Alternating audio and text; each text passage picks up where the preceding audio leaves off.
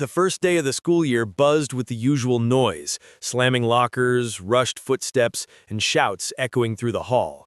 But amid that chaos walked a quiet, unassuming figure, Mr. Alden, the newly appointed principal who dressed plainly, spoke softly, and preferred observing calmly from the background rather than announcing himself with authority.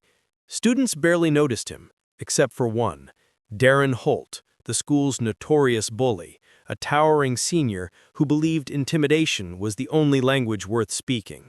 He spotted the unfamiliar man standing near the stairwell, reading a crumpled map of the school, and assumed he was another timid substitute teacher ripe for torment.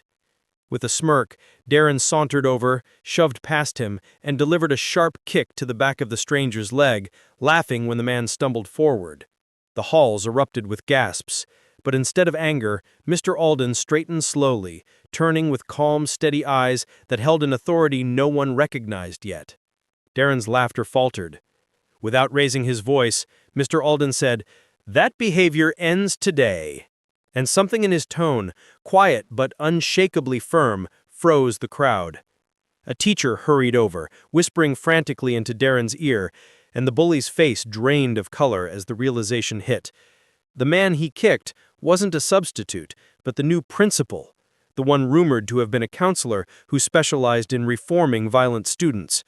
Rumors whispered he'd once run intervention programs in tougher districts, turning around kids far worse than Darren.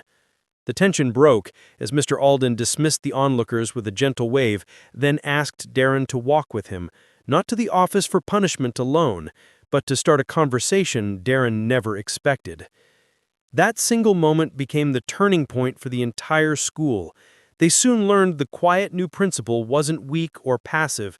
His strength lived in his calmness, his refusal to meet violence with more violence, and his belief that even the roughest student could change. And for the first time in years, Darren felt someone actually saw him, not as a monster, but as someone who could be better. If you enjoyed this story and want more intense thrillers and suspenseful adventures, don't forget to hit that subscribe button, give this video a like, and share with friends who love a good mystery. Your support helps me bring more stories just like this one.